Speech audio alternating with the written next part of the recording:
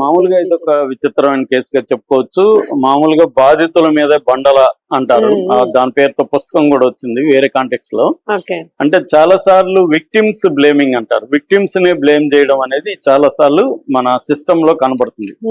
ఆ విక్టిమ్స్ కూడా ఎవరు? విక్టిమ్స్ అంటేనే జనరల్ గా బలహీన వర్గాలు, లేకపోతే కులాలు, లేకపోతే స్త్రీలు, ఏదేమైనా బలహీనంగా ఉండే సెక్షన్స్ వాళ్ళే ఉంటారు. అంటే సామాజికంగా, ఆర్థికంగా పలుకుబడి రీత్యా బలహీనంగా ఉంటారు. దానికి మళ్ళీ రకరకాల కారణాలు ఉంటాయి. వాళ్ళ కులం కావచ్చు, జెండర్ కావచ్చు, రిలీజియన్ కావచ్చు, మైనారిటీ కావచ్చు, ఇలాగా ఉంటాయి. అలాగా ఇప్పుడు ముందుగా దీంట్లో అసలు ఏం జరిగింది అనేది చెప్పుకొని దాని తర్వాత దీన్ని జనరలైజ్డ్ మాట్లాడదాం.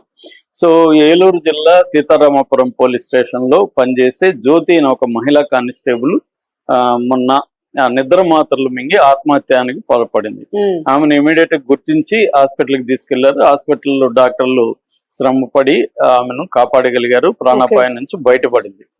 బయటపడినాక ఆమె స్వగ్రామానికి వెళ్ళి అక్కడ ఒక ప్రెస్ మీట్ పెట్టింది. ఈ ప్రెస్ మీట్ పెట్టే ముందు ఇంకొక చిన్న విషయం చెప్పుకోవాలి. అదంటే సీతారామపురంలోనే పనిచేసే ఎస్ఐ శివ కృష్ణారెడ్డి, ఈ శివకృష్ణారెడ్డిని సస్పెండ్ చేశారు ఈ మధ్యనే. ఆయన్ని సస్పెండ్ చేయడానికి ఉన్నతాధికారులు చెప్పిన కారణం ఏమంటే విధుల నిర్వహణలో అలసత్వం ప్రదర్శిస్తున్నాడని అవి ఇవి కారణాలు చెప్పి ఆయన్ని సస్పెండ్ చేశారు. ఈ కాంటెక్స్ట్ ముందుగా జరిగింది. ఈ సస్పెండ్ చేసిన కొంతకాలానికి కొన్ని రోజులకి ఈమె నిద్ర మాత్రలు మింగింది. ఇప్పుడు ఈమె విలేజ్ కి వెళ్ళి అక్కడ ప్రెస్ తో మీడియాను పిలిచి ఆమె ప్రెస్ మీట్ పెట్టి ఒక సంచలనమైన ఆరోపణ చేశారు. అదేంటంటే ఉదయగిరి సిఐ వెంకట్రావుకి ఈ శివకృష్ణారెడ్డికి మధ్య క్లాషెస్ ఉన్నాయి, గొడవలు ఉన్నాయి. దాంతో ఈ వెంకట్రావు ఏం చేశాడంటే, నాకు శివకృష్ణారెడ్డికి అంటే జ్యోతికి శివకృష్ణారెడ్డికి మధ్య అఫైర్ ఉన్నట్టుగా ఉన్నతాధికారులకు ఫిర్యాదు చేశాడు. అంటే అతని మీద కక్ష తీర్చుకోవడానికి నన్ను కూడా ఇరికిచ్చి మా ఇద్దరికి అఫైర్ ఉందని అతను ఉన్నతాధికారులకు ఫిర్యాదు చేయడంతోనే ఉన్నతాధికారులు ఎస్ఐని సస్పెండ్ చేశారు. సో దీనికి బాధ్యుడు అంటే ఆయన సస్పెన్షన్ కి, నా ఆత్మహత్య ప్రయత్నానికి బాధ్యుడు వెంకట్రావు అనేది మీడియాకి చెప్పిందా. ఇది పోలీసులకి కోపం వచ్చింది, అధికారులకి. సో అంటే సిఏ మీద పబ్లిక్ గా మీడియాకి నువ్వు ఇలా చెప్తావా అని చెప్పి ఆమెను అనితా వేజన్ల ఎస్పీ ఆమెను సస్పెండ్ చేశారు. ఇప్పుడు సస్పెండ్ చేసి విచారణకు ఆదేశించారు. సో ఇక్కడ అంటే మామూలుగా పోలీస్ డిపార్ట్మెంట్ లో ఎప్పుడు కూడా ఒక ఇది ఉంటది. అదేంటంటే శ్రీశ్రీ అంటాడు, బానిసకొక బానిస అని.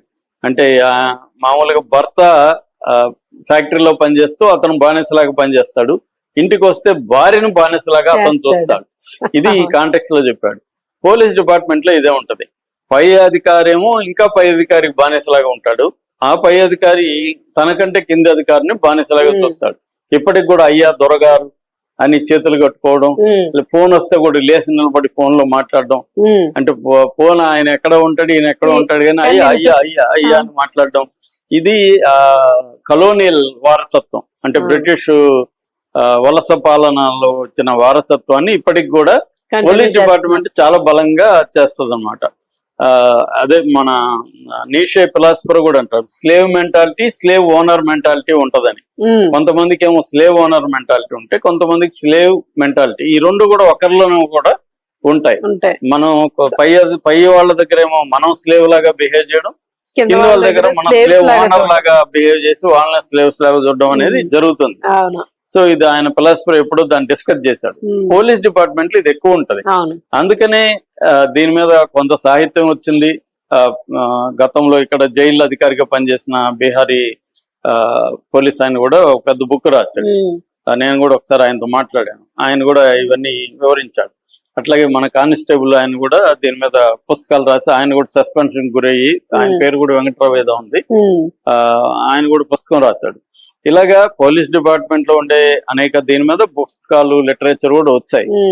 అయితే ఇక్కడ స్త్రీల పరిస్థితి ఇంకా ఘోరం. పోలీస్ డిపార్ట్మెంట్ లో స్త్రీలు మామూలుగా 10 to 12% ఉన్నారు ఇప్పటికి లెక్కల ప్రకారం మొత్తం పోలీస్ ఫోర్స్ లో. స్త్రీల సంఖ్య 10 to 12% కంటే ఎక్కువ లేదు. దానివల్ల కూడా ఏమవుతుందంటే స్త్రీలు పోలీసుల్లో పనిచేసే స్త్రీలు ముఖ్యంగా కింది స్థాయిలు, పై స్థాయిలు కొంత పర్వాలేదు, అధికారం అదంతా ఉంటది కాబట్టి. రెండోది పై స్థాయిలో గ్రూప్ 1 స్టేట్ లెవెల్లో లేకపోతే సివిల్స్ రాసి వచ్చిన వాళ్ళు ఎక్కువ మందికి కొంత ఎలిట్ వాతావరణం, కులం కావచ్చు లేకపోతే ఆర్థిక పరంగా ఎలిట్ సెక్షనే ఎక్కువ మంది వస్తారు. పేదలు అంటే తక్కువ కులాల వాళ్ళు, తక్కువ వర్గం వాళ్ళు రావడం తక్కువ. ఎక్కువగా కొంత ఉండేవాళ్ళు వస్తారు, వాళ్ళు బ్యాలెన్స్ చేయగలుగుతారు. వాళ్ళు కూడా ప్రెజర్ ఉంటది. బట్ కింది స్థాయిలో కానిస్టేబుల్ గా, ఎస్ఐలుగా పనిచేసే మహిళలు ఉంటారు కదా, వాళ్ళు తీవ్రమైన జెండర్ బయాస్, జెండర్ డిస్క్రిమినేషన్ ఎదుర్కోవడం. ఆ తర్వాత వాళ్ళకి గ్లాస్ సీలింగ్ అంటారు, అంటే ప్రమోషన్లు ఇవ్వరు వాళ్ళకి. వీళ్ళేం చేస్తారులే అన్నట్టుగా ప్రమోషన్లు ఇవ్వరు. తర్వాత సెక్సువల్ హెరాస్మెంట్ ఉంటది, ఎందుకంటే వాళ్ళతో మగవాళ్ళతోనే పనిచేయాలి, వీళ్ళు తక్కువ టైమింగ్స్ ఉండవు, అనేక రకాల సిచ్యువేషన్ లో వీళ్ళు ఉండాల్సి వస్తుంది. దాంతో వాళ్ళు అవైలబుల్ గా అనుకుంటారు.